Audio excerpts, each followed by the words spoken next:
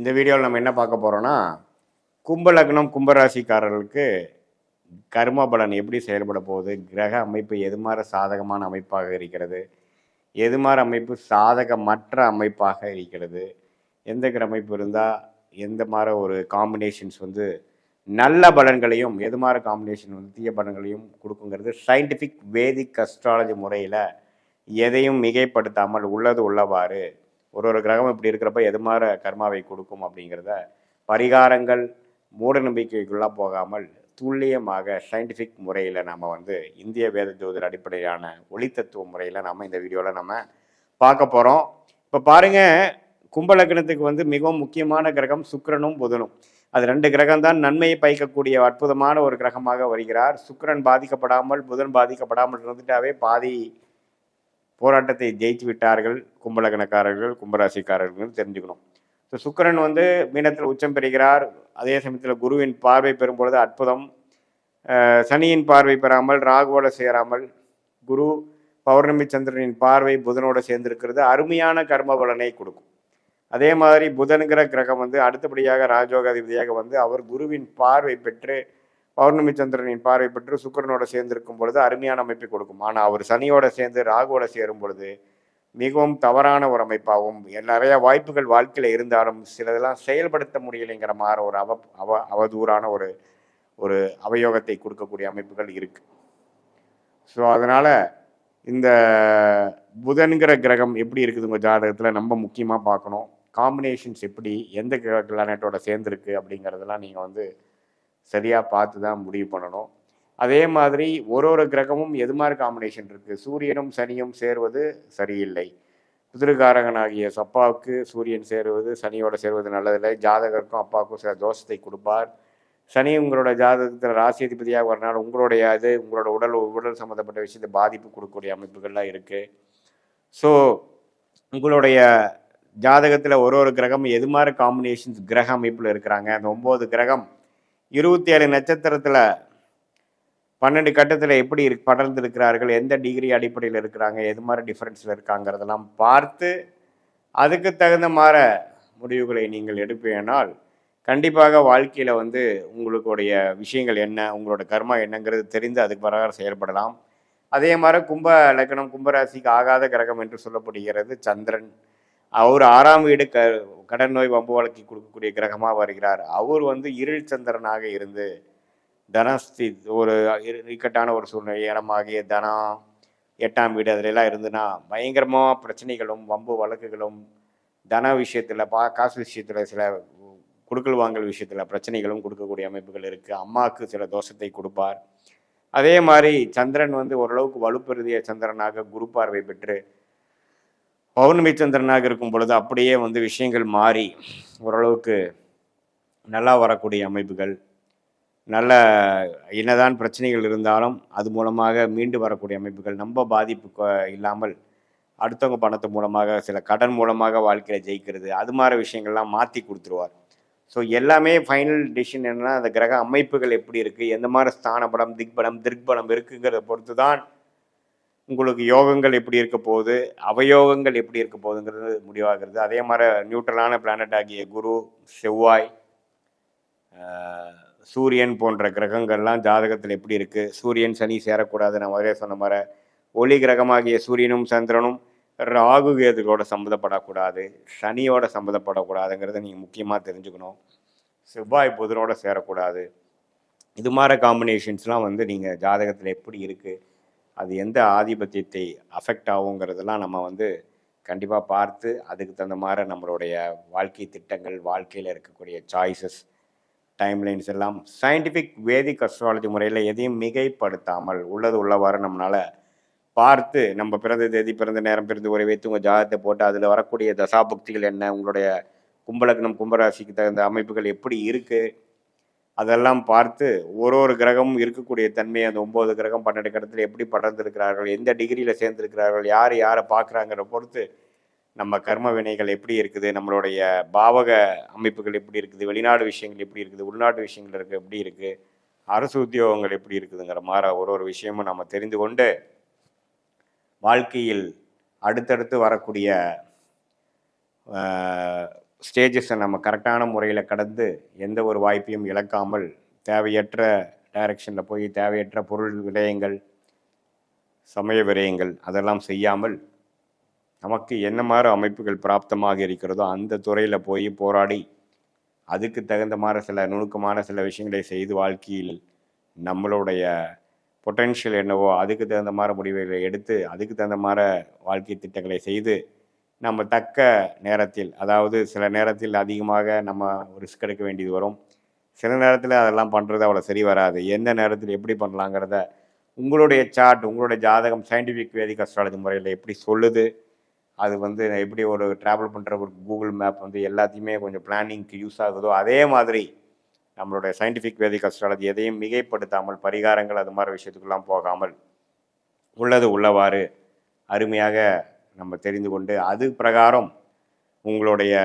வேலை, கல்யாணம், குழந்தை, உடல்நலம், பொருளாதார முடிவுகள், சொத்து வாங்குதல், தாயார், பெற்றோர்கள் எல்லா விஷயங்களும் எப்படி இருக்குது, எது மாதிரி விஷயங்கள் நம்ம எடுக்கலாம் அப்படிங்கிறதை எல்லா ஹோலிஸ்டிக்காக நம்ம பார்க்கும் பொழுது அதன் பிரகாரம் நம்மளுடைய past, present, future, short term, long term விஷயங்கள்லாம் எப்படி பேன் அவுட் ஆகுது, நம்ம அது இப்போ எந்த ஸ்டேஜில் நம்ம இருக்கோம் அப்படிங்கிறதெல்லாம் தெரிந்து கொண்டு அதுக்கு தகுந்த மாதிரி வாழ்க்கை முடிவுகளை நம்ம எடுத்து வாழ்க்கையில் படிப்படியாக நம்ம முன்னேற முடியும் என்று சயின்டிஃபிக் வேதிக் அஸ்ட்ராலஜி முறையில் நமக்கு வாழ்க்கையில் நமக்கு உத்வேகமும் கிளாரிட்டியும் பெற முடியும் என்று சொல்ல விரும்புகிறேன். என்ன சாதகம் இல்லாத கிரக சேர்க்கை என்னங்கிறது நீங்கள் தெரிஞ்சுக்கணும். யோகமான கிரகங்கள் உங்களுடைய லக்னம், ராசி, துலாமுக்கு என்ன வருகிறது, யோகம் இல்லாதது எப்படி இருக்குது, அது எப்படி கடக்கிறது, அது என்ன மாதிரி காம்பினேஷன் இருந்தால் எப்படி கொடுக்கும் அப்படிங்கிறது இந்த வீடியோவில் பார்க்க போகிறோம். அப்போ பாருங்கள், துலாம் லக்னம், துலாம் ராசி, சுவாதி நட்சத்திரம், சித்திரை நட்சத்திரம் 2 பாதம், கடைசி 2 பாதம், அப்புறம் விசாக நட்சத்திரத்தில்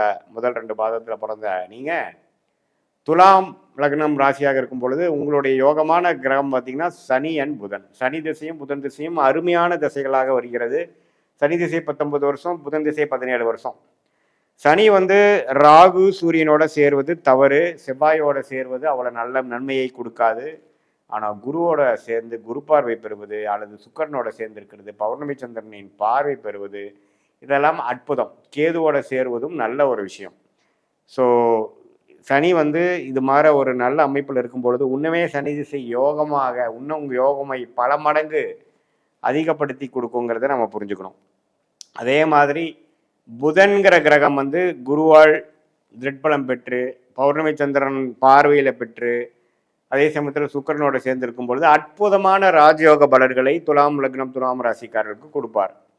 ஆனால் புதன் செவ்வாயோட சேர்ந்திருந்து ராகுவோட ஒரு 15 டிகிரி 10 டிகிரி சேர்ந்திருந்தா கொஞ்சம் அதோட காரத்துவமாகிய படிப்பு சார்ந்த விஷயங்கள், தந்தையார் விஷயங்கள், நல்ல பேச்சு திறமை, டாக்குமெண்ட் ரிலேட்டடான விஷயங்கள், ஐடி, சாஃப்ட்வேர் இது மாதிரி விஷயத்துலாம் கொஞ்சம் பாதிப்பு வரும்.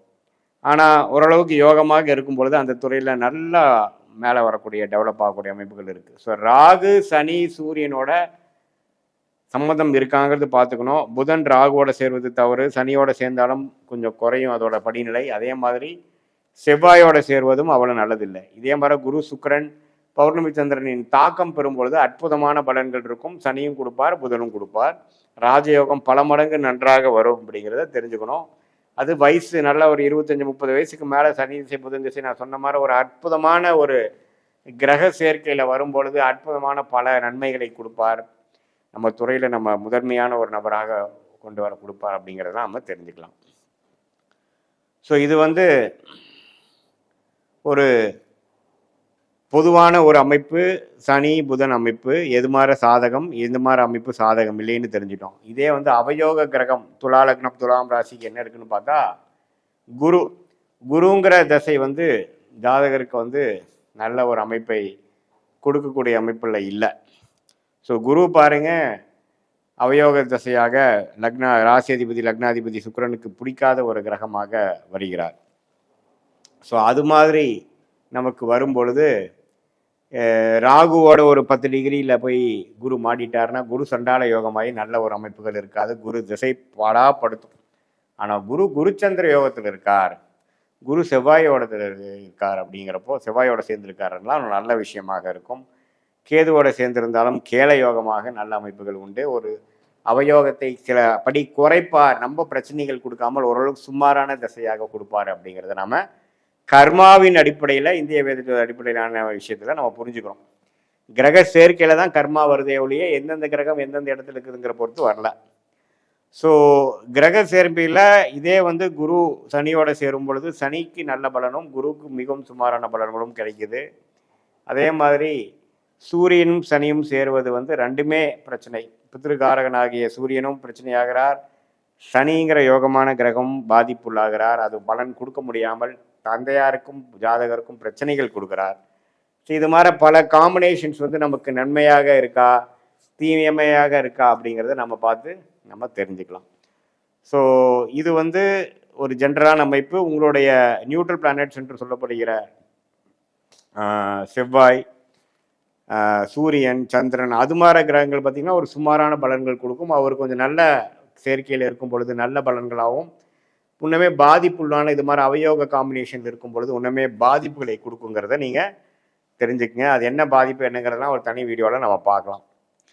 ஸோ இது வந்து ஒரு பொதுவான பலன்களை தவிர உங்களுடைய ஜென்ம ஜாதகத்தில் பிறந்த தேதி, பிறந்த நேரம், பிறந்த உரை வைத்து உங்களுடைய திருக்கணித பஞ்சாங்கத்தில் நம்ம ஜாதகத்தை போட்டு அது பிரகாரம் எப்படி வரக்கூடிய பலாபலன்கள்லாம் எப்படி இருக்குதுங்கிறது நம்ம டீட்டெயில்டாக பார்க்கும் பொழுது இன்னுமே அடுத்த வரக்கூடிய காலகட்டங்கள் எப்படி இருக்குது, எந்த நேரத்தில் வேலை கிடைக்கும், எந்த நேரத்தில் வேலை மாற்றம், எந்த நேரத்தில் தொழில் அமைப்போம், எந்த நேரத்தில் வெளிநாடு போவோம், குழந்தை பேரு, கல்யாணம், எல்லா விஷயங்களும் வாழ்க்கைக்கு வேணுங்கிற அன்றாட எல்லா முக்கியமான டெசிஷன்ஸும் எடுக்கக்கூடிய அமைப்புகளாக நமக்கு கண்டிப்பாக இந்த சயின்டிஃபிக் வேதிக் அஸ்ட்ராலஜி முறையில் உங்களுடைய கிரகங்கள் ஒன்று ஒன்று எவ்வளோ அமைப்பு எவ்வளோ டிகிரியில் சேர்ந்துருக்கு, கிரக சேர்க்கை எப்படி, யாருக்கு யார் ஒன்று ஒன்று பார்த்துக்கிறாங்க அப்படிங்கிற பொறுத்து தான் உங்களுடைய கர்மவினை போன ஜென்மத்தில் செய்த பாவ புண்ணியங்கள்லாம் வந்து இந்த ஜென்மத்தில் வருதுங்கிறது நம்ம வாழ்க்கை சம்பவங்களாக உருவெடுக்குதுங்கிறது நம்ம புரிஞ்சுக்கிறோம்.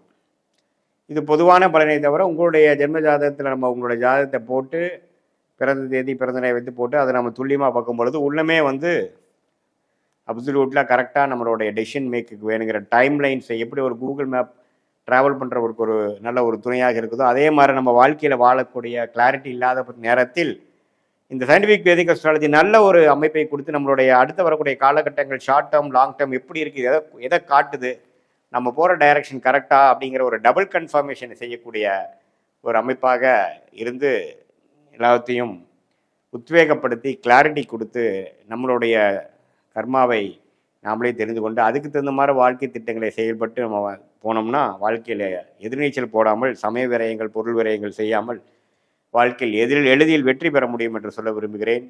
மீண்டும் மற்றொரு காணொலியில் சந்திப்போம். நன்றி, வணக்கம்.